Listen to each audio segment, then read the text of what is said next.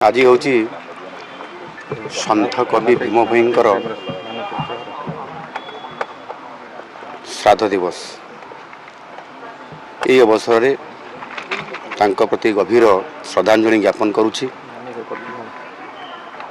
सन्थ कवि भीम भोई केवल जड़े महान कवि बा सन्थ नथिले, से तिले मानवता, करुणा एवं सामाजिक न्यायर शक्तिशाली स्वर।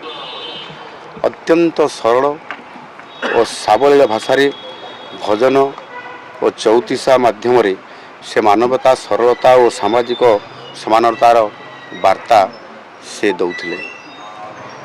से दिव्यांग थिले सत, देखि पारु नथिले, किंतु तांको देखैबा रास्ता, तांको मुख निसृत बाणी आज कोटि कोटि लोकंकु आज मार्गदर्शन प्रदान करुअछि। से जीव जगतर दुखरे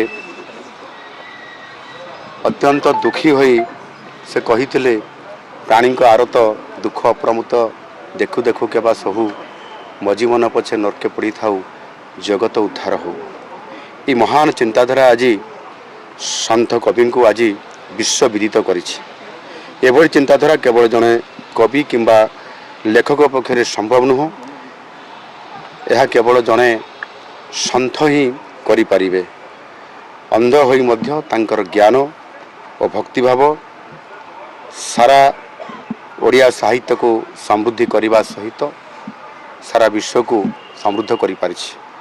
धन्यवाद।